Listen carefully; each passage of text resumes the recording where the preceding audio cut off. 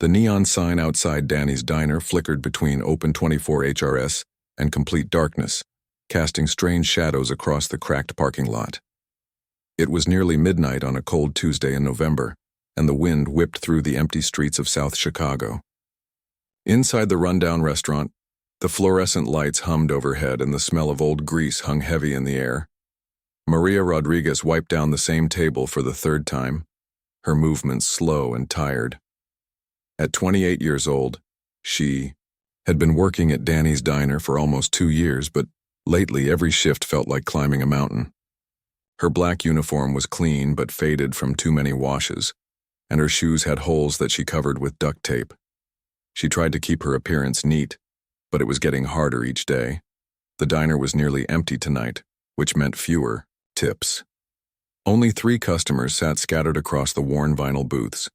2 truck drivers occupied separate tables near the window, quietly eating their late dinners and scrolling through their phones.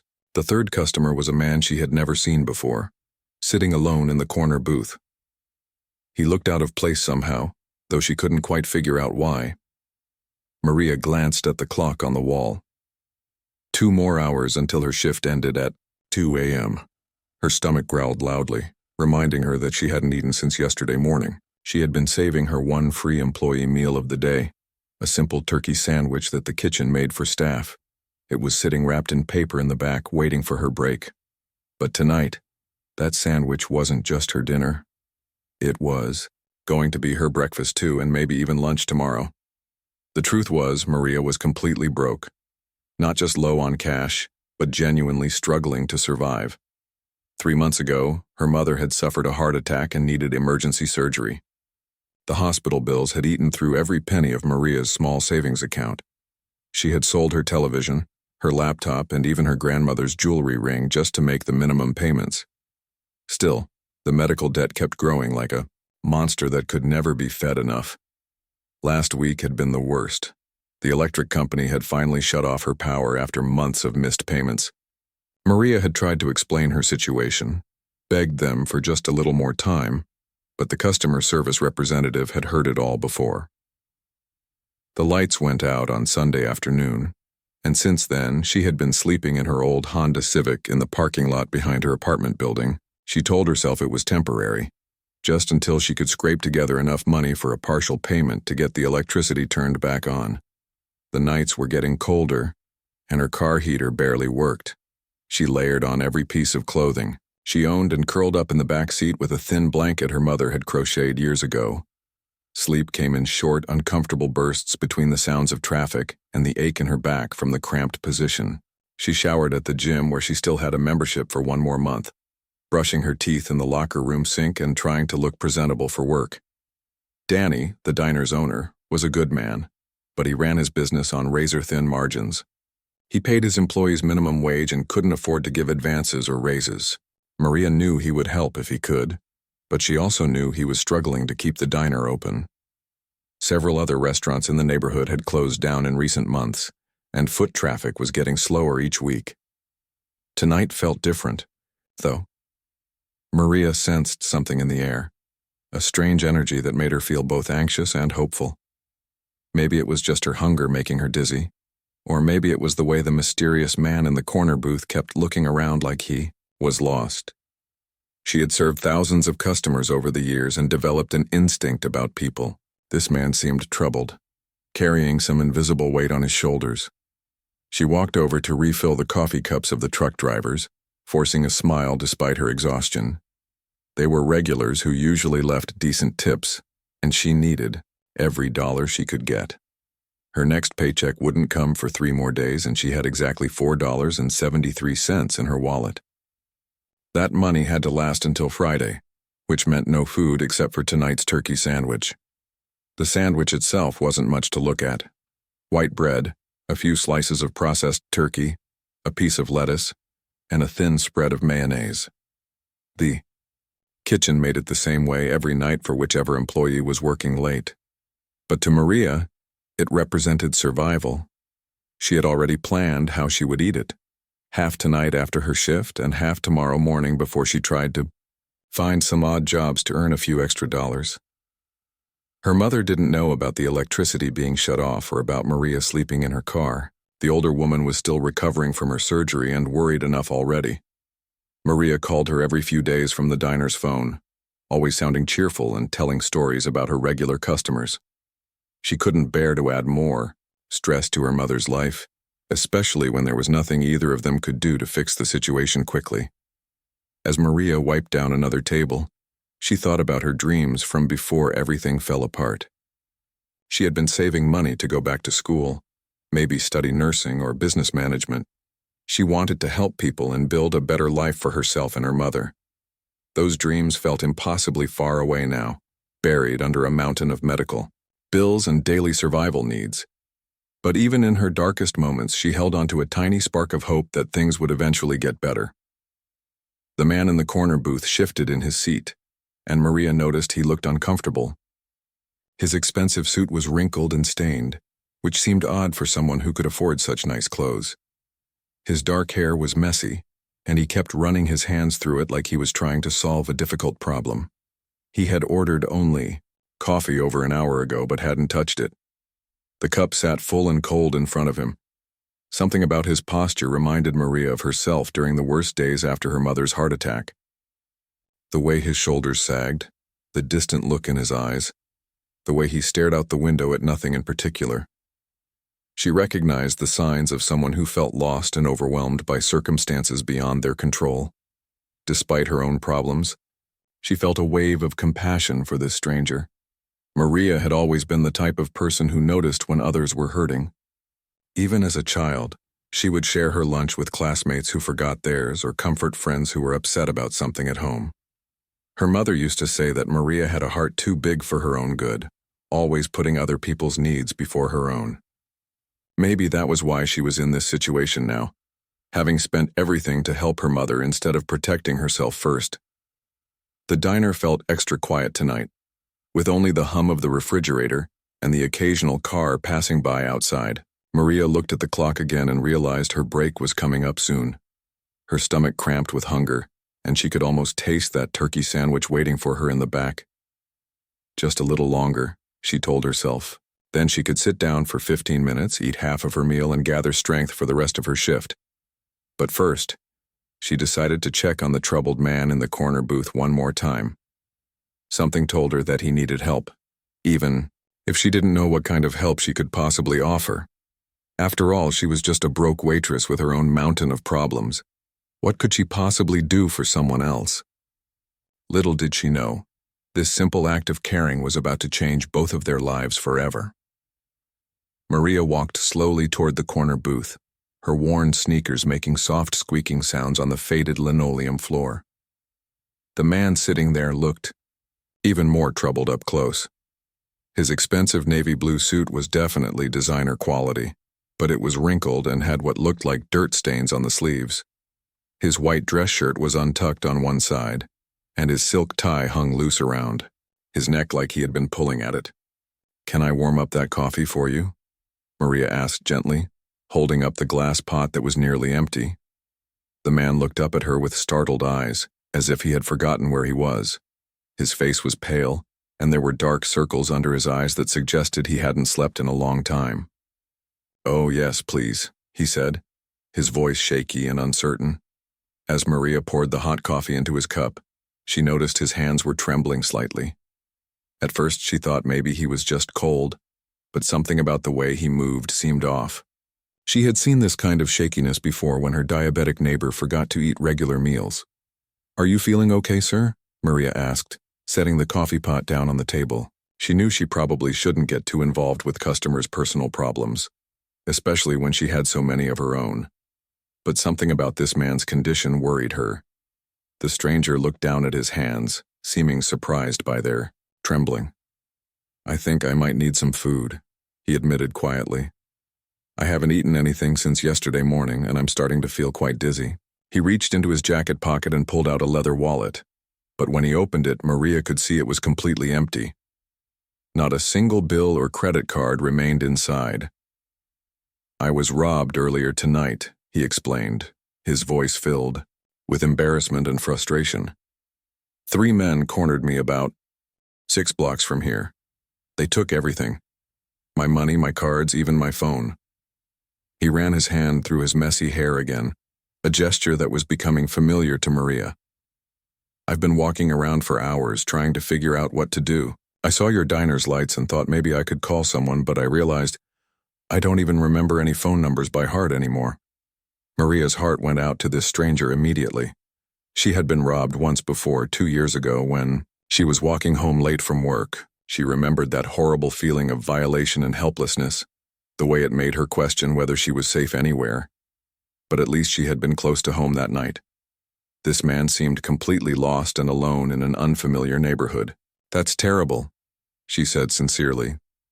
Did you report it to the police? The man shook his head, looking even more defeated. I don't have any identification now. They took my wallet with my driver's license, and without my phone I couldn't even call 911. I've just been wandering around hoping to find a police station or someone who might help me. Maria glanced around the nearly empty diner. The 2 truck drivers were finishing their meals and would probably leave soon. Danny was in the back office doing paperwork, and the cook had stepped out for a smoke break. She looked back at the troubled man and made a decision that surprised even herself. What kind of food would help you feel better? She asked. The man looked up at her with genuine gratitude in his eyes, but then his face fell again. I appreciate your kindness, but I have no way to pay for anything right now. I don't even know how I'm going to get home, wherever that might be from here. Maria studied his face for a moment. Despite his expensive clothes and obvious wealth, there was something genuine about his distress. Some people might have thought he was running some kind of scam, but Maria's instincts told her this man was telling the truth. Maybe it was the way his voice cracked slightly when he talked about being robbed, or the way he kept looking toward the windows like he was still afraid those men might find him. Don't worry about paying right now, Maria said, making a decision that would change everything. Let me get you something to eat. You look like you really need it. She paused for a moment, thinking about what the kitchen had available this late at night. Most of the fresh food had been used up during the dinner rush, and the grill was already cleaned for the night. Then she remembered her turkey sandwich sitting wrapped in paper in the employee area. Her one meal that was supposed to last her until Friday. Her stomach cramped with hunger at the thought of giving it away. But looking at this man's pale, shaky condition, she knew he needed food more urgently than she did.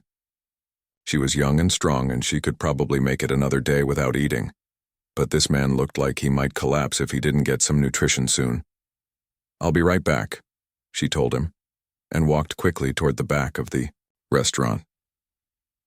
In the small employee break area, she found her sandwich exactly where she had left it. The white paper wrapper was slightly greasy, and she could smell the turkey and mayonnaise inside. For a moment, she hesitated. This was her only food for the next 2 days.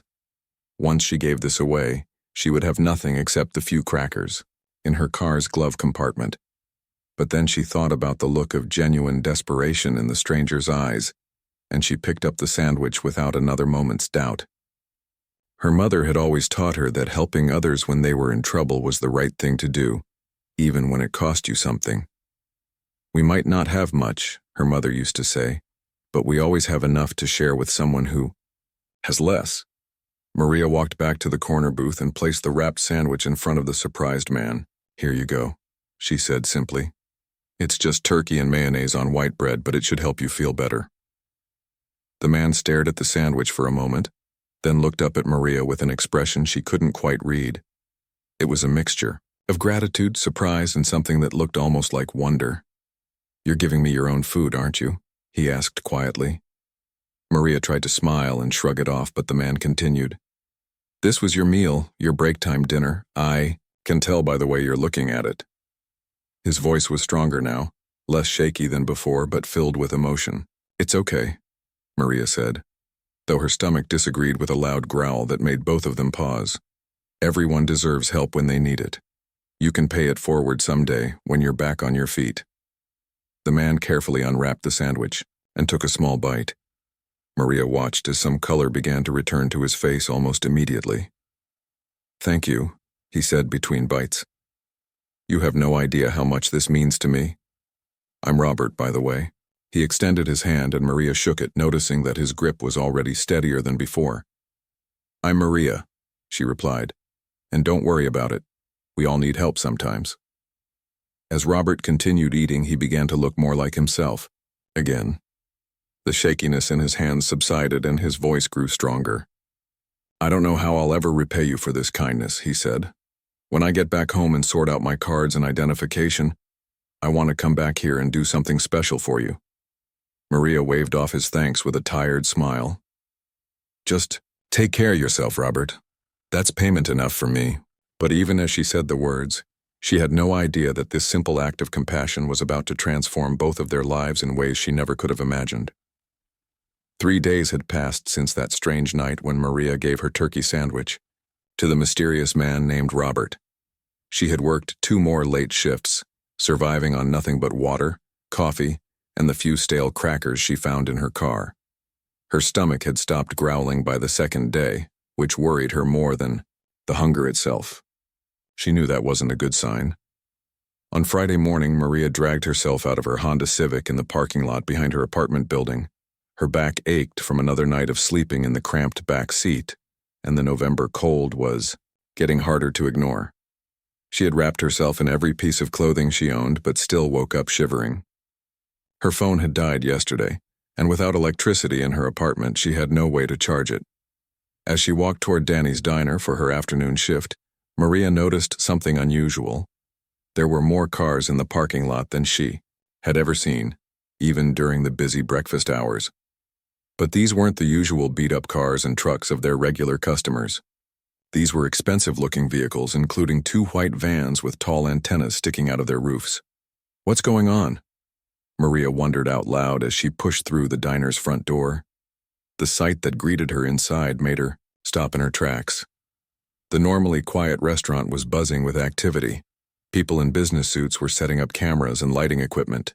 A woman with perfectly styled blonde hair was practicing speaking into a microphone, while someone adjusted her makeup. Danny, the diner's owner, was rushing around like Maria had never seen him before. His usually calm demeanor was replaced with nervous energy as he directed people to different tables and kept checking his watch every few seconds.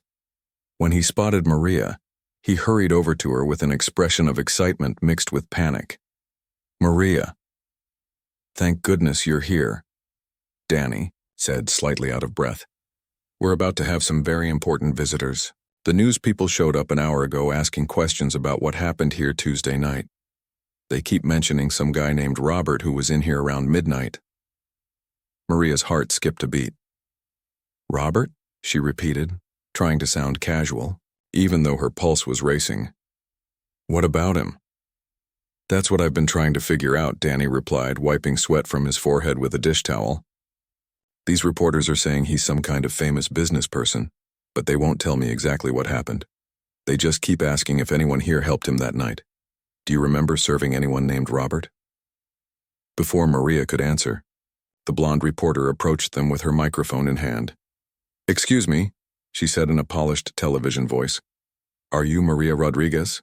The woman's presence was intimidating, with her bright red lipstick and confident manner. Maria had never been on television before and felt suddenly self-conscious about her faded uniform and tired appearance. "Yes, that's me," Maria said quietly, wondering how this stranger knew her name.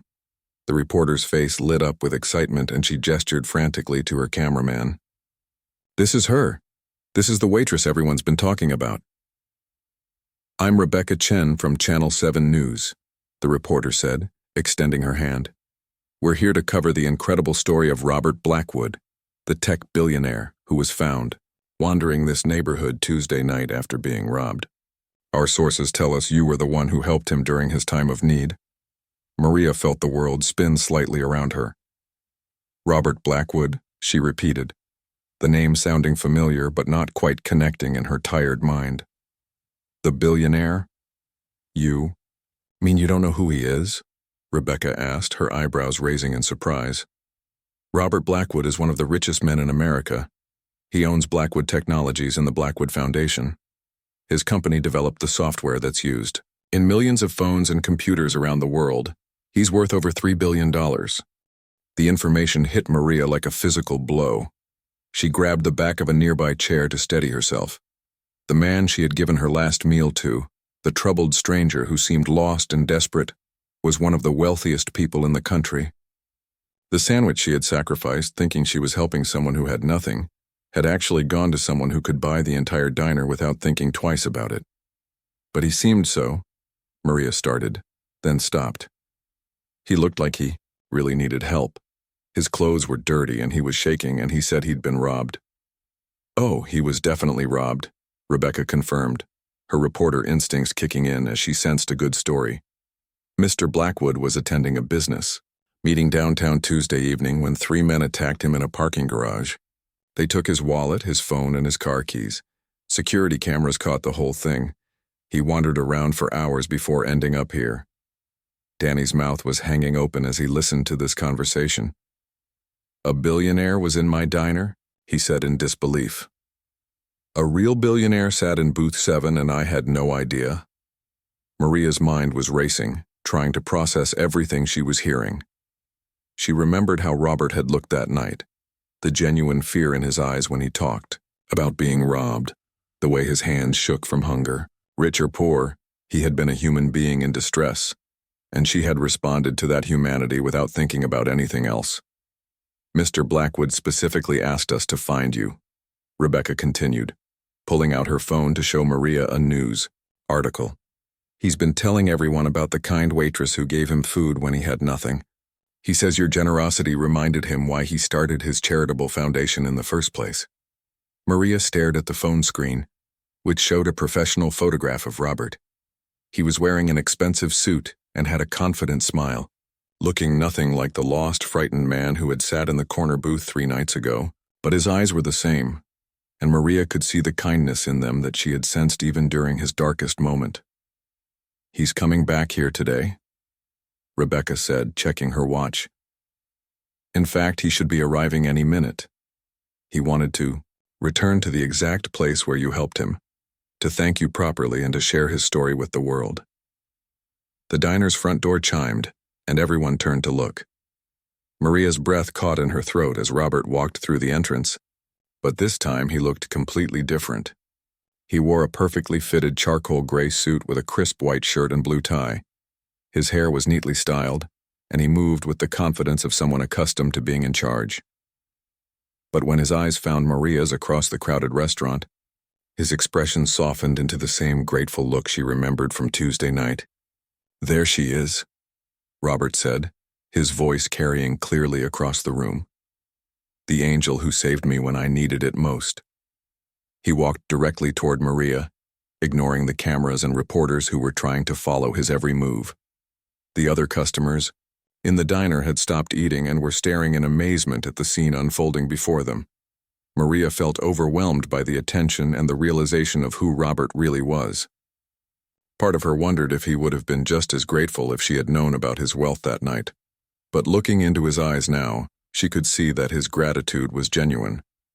The sandwich hadn't mattered because of its cost or value. It had mattered because it represented human kindness at a moment when he had lost faith in people entirely. I told you I would come back, Robert said as he reached her, extending his hand just as he had 3 nights ago. I promised I would. Repay your kindness, Maria, and I always keep my promises.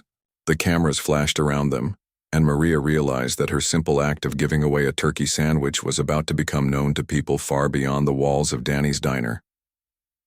Robert walked through the crowded diner with calm confidence, but Maria could see something deeper in his eyes. Behind his perfectly put-together appearance, she recognized the same vulnerability she had seen 3 nights ago. The cameras followed his every step, but he seemed focused only on reaching her. Maria, he said warmly, taking her hand in both of his. You look surprised to see me like this. His grip was firm and steady now, completely different from the shaky hands she remembered. But his smile was genuine, and when he spoke, his voice carried the same humble tone from that difficult night. I honestly had no idea who you were, Maria admitted, still trying to process everything that was happening around her. The news cameras were recording their every word, and she felt incredibly self-conscious about her appearance.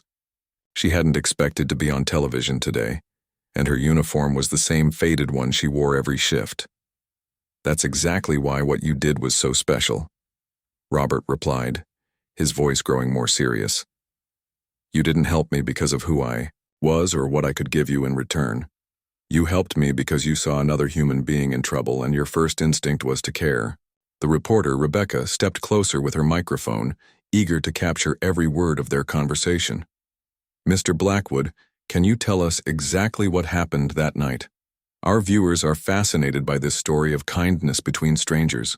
Robert nodded and turned slightly toward the camera, though he kept one hand gently on Maria's shoulder as if to reassure her. "3 nights ago, I experienced something that changed my entire perspective on life.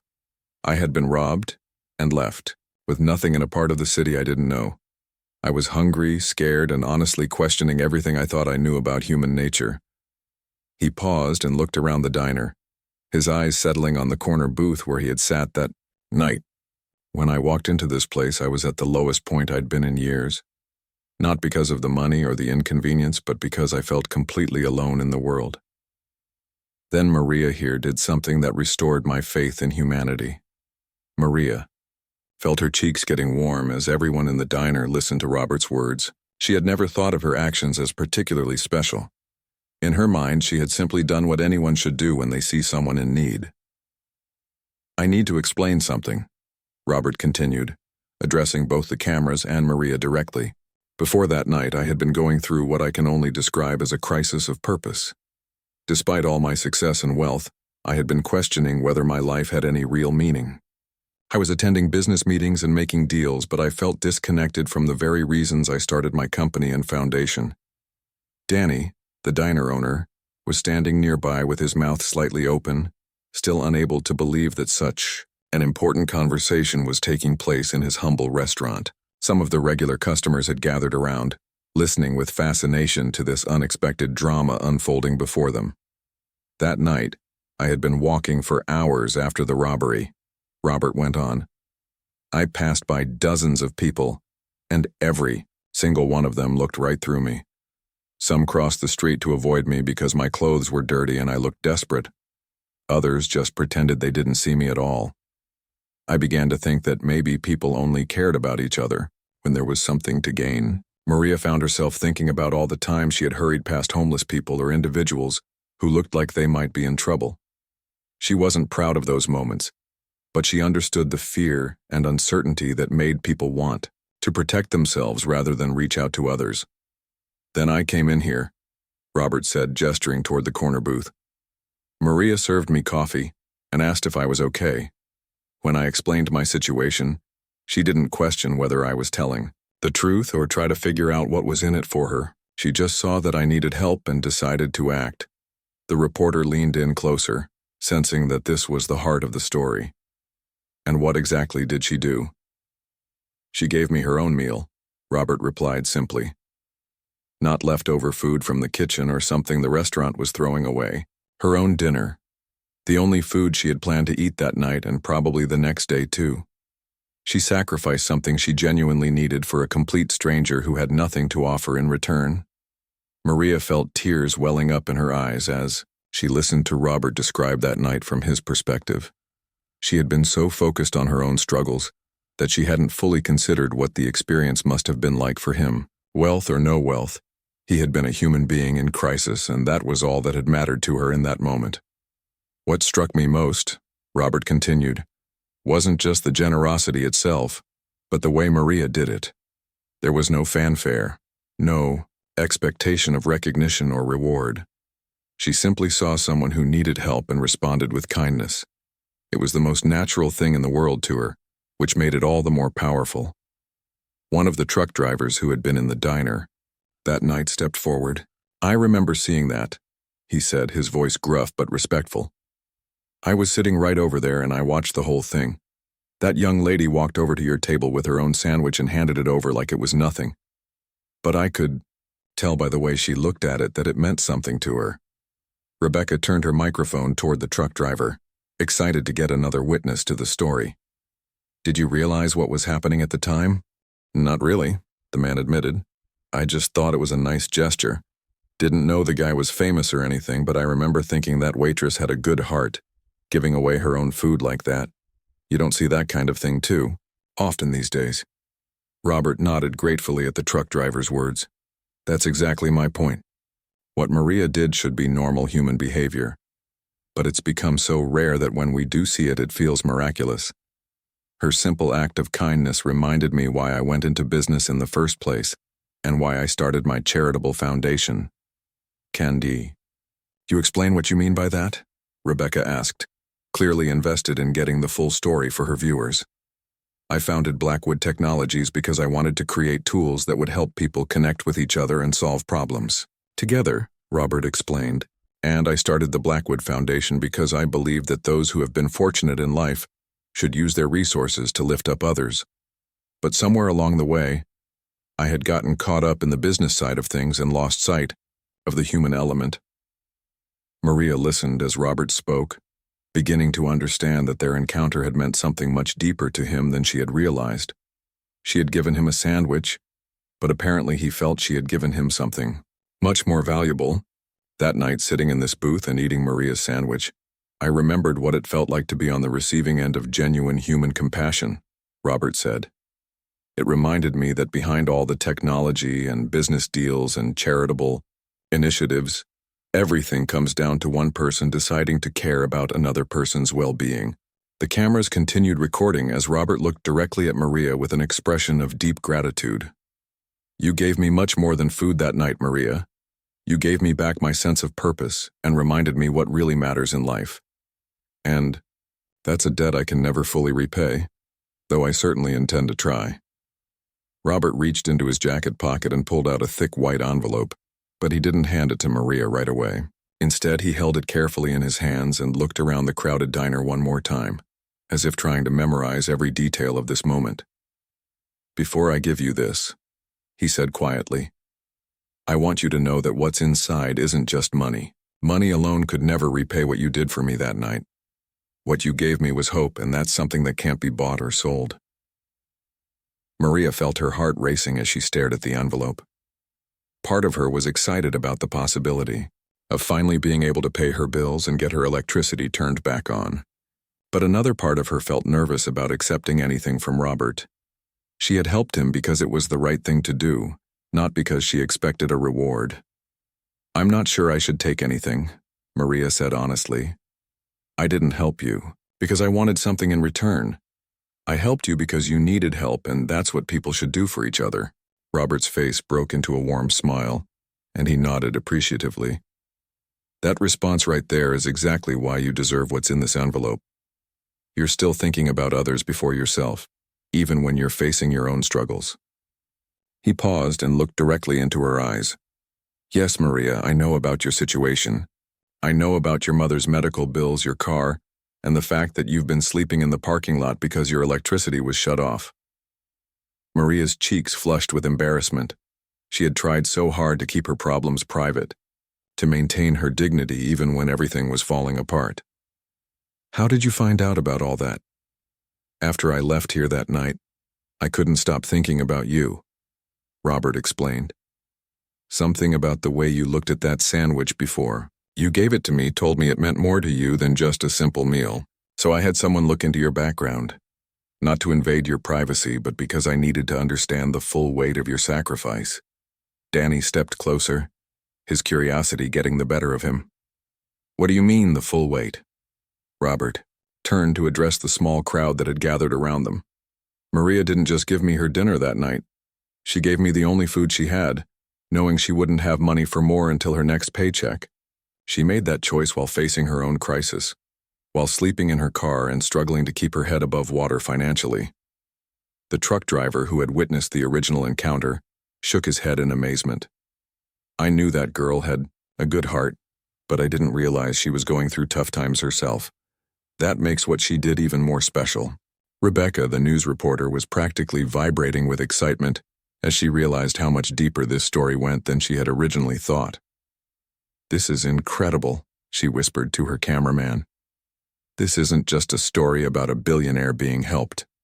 This is about someone who had almost nothing giving away what little she had. Robert nodded and carefully opened the envelope. Maria, inside this envelope are several things. The first is a full scholarship to the nursing program at Chicago Community College. I remember you mentioning to one of your coworkers once that you had always wanted to be a nurse but couldn't afford school. Maria's hands flew to her mouth in shock. Nursing had been her dream since she was a teenager, but between working full-time and her mother's medical expenses, it had seemed impossible. "You're serious?" she whispered. "Completely serious," Robert confirmed. "But that's not all. The second thing in here is a trust fund that will cover all of your mother's remaining medical bills, plus her future healthcare needs for as long as she lives. You'll never have to worry about choosing between your mother's health and your own financial survival again." Tears began streaming down Maria's face. She had been carrying the weight of her mother's medical debt for months, feeling guilty every time she had to make a payment plan or ask for an extension. The thought of that burden being lifted felt almost too good to be true. "There's more," Robert continued gently. "The third thing is a job offer. I want you to run a new community outreach program for the Blackwood Foundation. Your job will be to identify people in situations like yours and help them before they reach a crisis point.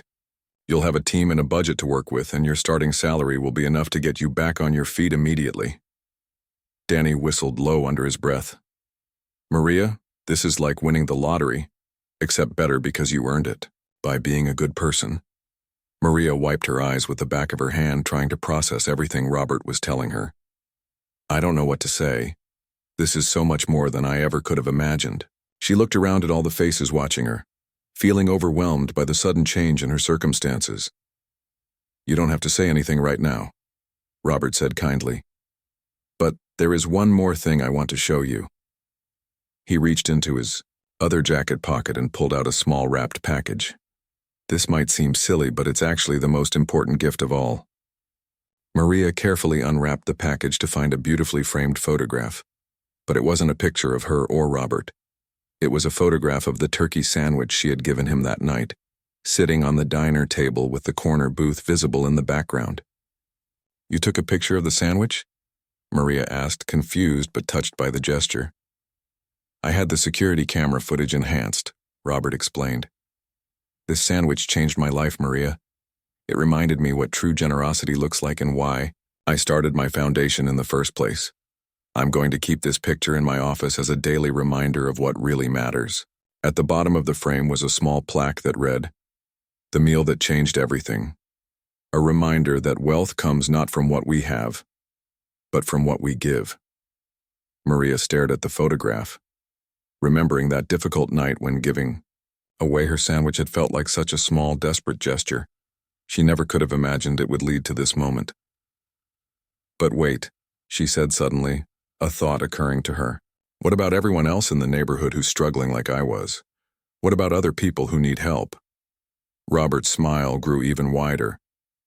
"I was hoping you would ask that question. As part of your new job, you'll be working with the foundation to establish a free medical clinic right here in this community. We're also going to create a fund to help families facing medical debt, just like you and your mother were." The crowd in the diner erupted in quiet cheers and applause. Many of the regular customers had their own financial struggles, and the idea of having resources available in their own neighborhood felt like a miracle. "And Danny," Robert continued, turning to the diner owner, "I'd like to discuss renovating this place and turning it into a community center during the day, while still keeping it as a diner. This is where the magic happened, and I think it should become a symbol of what's possible when people care about each other." Danny's eyes grew wide. "You want to fix up my old diner?" "I want to make it beautiful while keeping its heart exactly the same," Robert replied. "This place represents something special, a place where kindness can change lives." Maria looked around the humble diner that had been her workplace for 2 years. Soon it would be transformed, but more importantly, her life was about to change, in ways she never could have dreamed. As she hugged the framed photograph of her turkey sandwich, she realized that sometimes the smallest acts of love create the biggest miracles of all.